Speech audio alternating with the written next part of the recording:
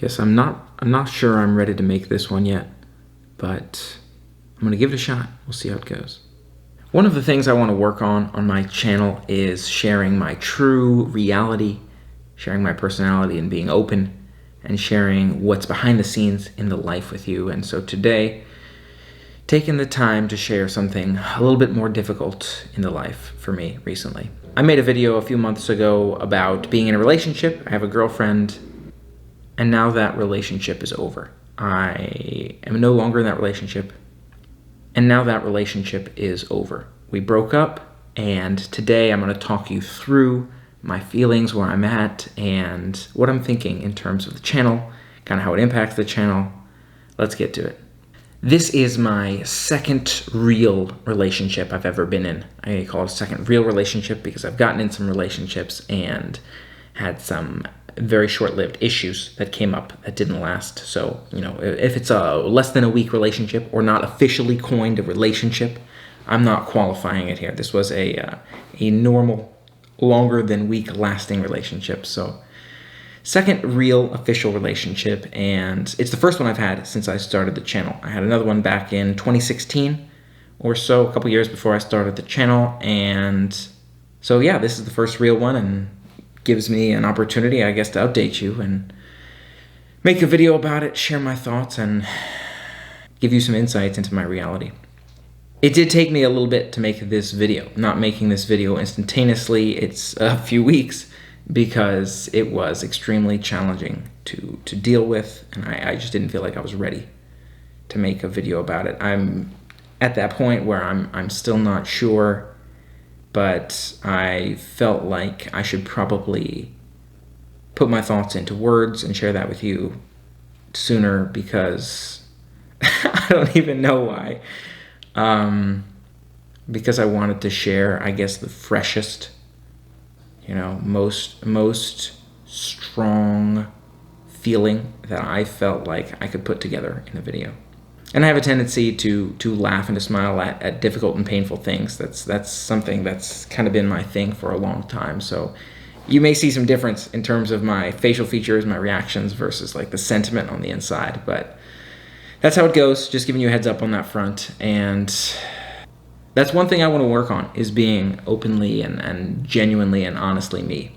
Now, when I say that, I've made a lot of videos and I share my enthusiasm and my energy with you, but I still have a hard time, a lot of the time in life. I feel like I have a hard time sharing exactly what I'm thinking and exactly what I'm feeling. There's a variety of different examples where maybe I go along with decisions that other people might make, or maybe I have a harder time making friends and building those connections, because it's harder for me to be able to open up and then have that trust and be able to share those things with people. So a couple things for me to work on my journey there is expressing my preferences, and even having preferences, having strong feelings in terms of things that I want to be or to not be a certain way is one of the big things that I want to work on in life.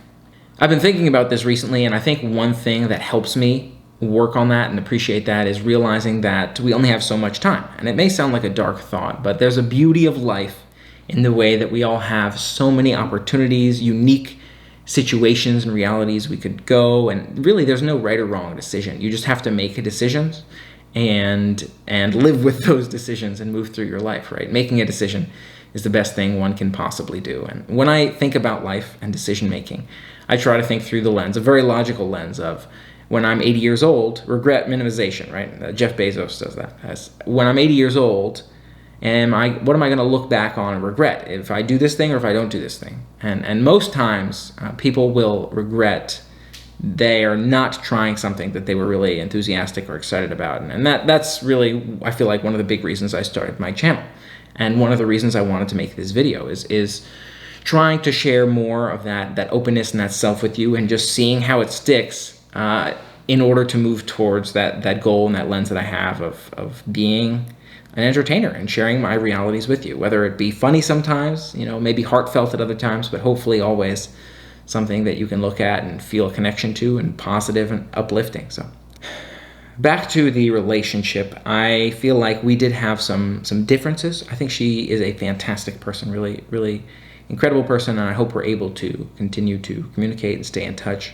But again, one of those biggest things for me is communicating what I really feel strongly about and how I feel in different situations. If I want to do something or not do something, if I feel happy or sad about anything in particular, that's something I really want to work on for me in terms of communicating my feelings. I think maybe there's a stereotype there, right, with men. It's like, maybe there's not, people I think maybe assume there's not so much feelings with men, and I don't know if I fit the stereotype of that, but it's communicating feelings for me, and something I'm going to continue to work on in terms of strongly speaking those preferences.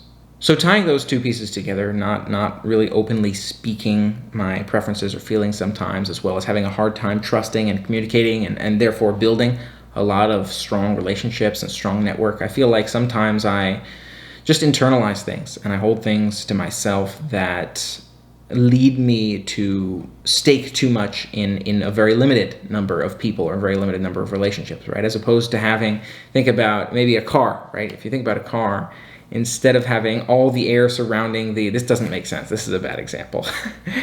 Think about a fire. If you think about a fire, if it's in just a little cup, the only oxygen that can get into the fire is through the top. So that's the only way for the gas to get out, oxygen to get in. But if it's open air, you've got all those different outlets around you to be able to breathe more freely, right? And so similarly, I feel like maybe I'm putting too much on a choke point, right? Where I'm putting so much value in, so much risk in, and therefore so much hesitation and emotional investment in such a small outlet that it leads me to not speak freely as much as I really need to. So hopefully that analogy makes sense and you can see where I'm coming from that. But definitely one of the big things I want to work on and one of the big issues that led me to not be as successful here.